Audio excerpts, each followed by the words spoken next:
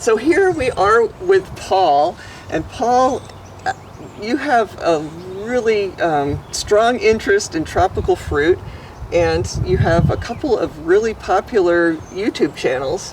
And so I'd really like you to tell us what your YouTube channels are, what each one of them does, at least the two most popular ones, and then also sort of your background as far as how you got into raw food, and you're completely driven by creating this unbelievably huge source of really good fresh fruit and food. Sure. So just talk away. Well, when I was 19 years old, I got diagnosed with something called inflammatory bowel disease. I was eating a standard American diet, which is McDonald's and Burger King, and a standard American diet stands for SAD, standard American diet, and I got sick. And then I found this place here in Florida. I was living in New York. I came down here called the Hippocrates Health Institute, and I learned about the raw vegan diet. And my doctors were against it, but they weren't getting me better, so I gave it a shot, and it worked. So I just eat fruits, vegetables, nuts, and seeds since that time, pretty much. And what happened was I went in my early 20s, I went to Southeast Asia, and I was obsessed with durian fruit. So I went to Southeast Asia and looking for durian, getting durian, a lot of durian. I've been there 4 times. This was all in my early 20s, and then I learned about jackfruit and all these other fruits out there. And I just went crazy looking for exotic fruits all over the world and researching and finding them. And this was way before I even knew how to use the internet. And so I couldn't document it all, but I was just obsessed with it. Then I found out we can get them here in local grocery stores and markets.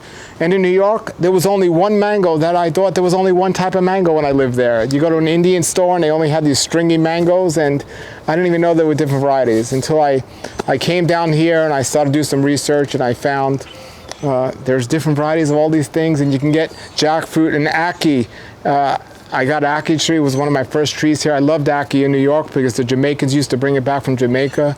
And so I just learned all about these. So I was always excited one day to get my own place so I can grow. And I did get a townhouse, and I grew a bunch of stuff.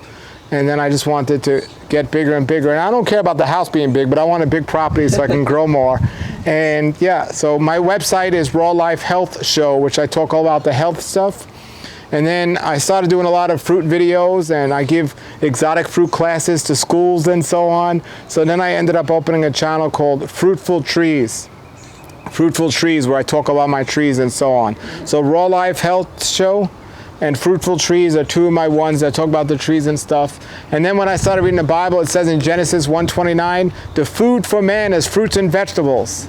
So I actually opened up a channel about health according to the scriptures, and I talk all about all the fruits in the scriptures in the Bible, and it talks all about this. It's really amazing. Since the beginning of time, figs were there, and there's apples and all these amazing foods, and there's such a biblical way that ties in with growing trees and stuff. So I have such a passion for the Bible, and I grow trees, and it talks in the Bible about the fruit of the vine and good fruits and the fruit of the Spirit, and it's just so many metaphors for fruit in the Bible, and it's amazing. So Health According to the Scriptures is one of my other channels. It's Torah Life Ministries.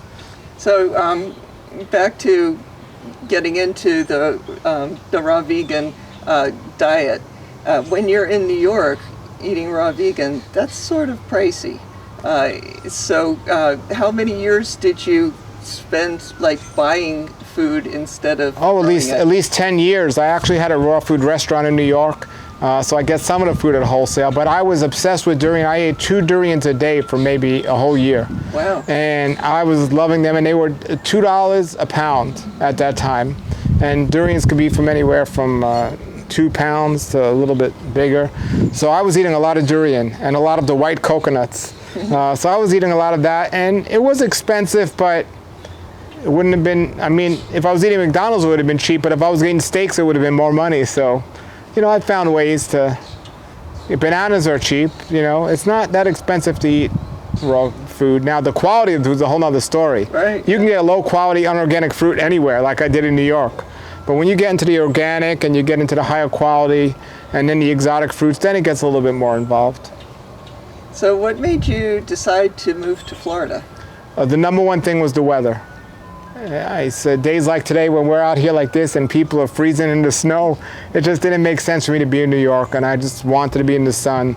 So that was one of the major factors of me moving down here. And the fruits and everything is, that was nice to learn and find, but the weather was the number one reason why I wanted to move here. So how long after you moved here did you start growing things? Oh, right away. I mean, I moved here. Well, I actually lived here for 1 year in 1993, for 1 year. And I was in an apartment. I didn't know anything about any of this stuff. But then when I moved back here in 2004, I believe it was, I moved right into my townhouse.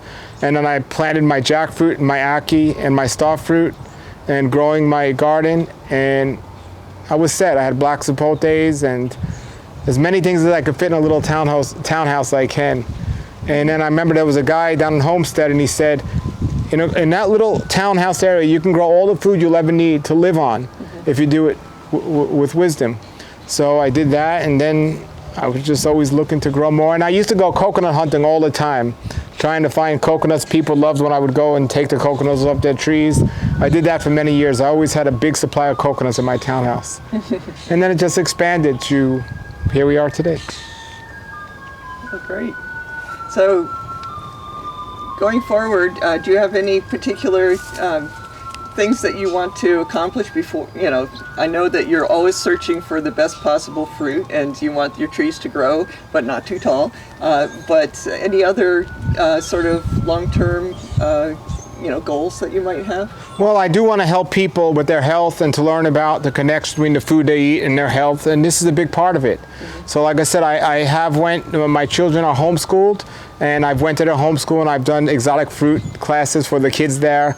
Most of the kids never even heard of these fruits and vegetables. So I just want to make people aware of that this is God's medicine right here, and this is what keeps us healthy, a strong immune system. So just making people aware of this, and the exercise from gardening alone is just such a wonderful thing. For me, it's a hobby, it's a passion, it's an educational thing, and it's also a living because I make videos about this, and I love it. I even get sometimes some fruits from other people and buy a big box and sell it, and this way I get free food. So just really just helping people learn. And then really, if my children grow up, I see a lot of people with YouTube channels now. They said their father or their grandfather had a farm, so they decided to take it over.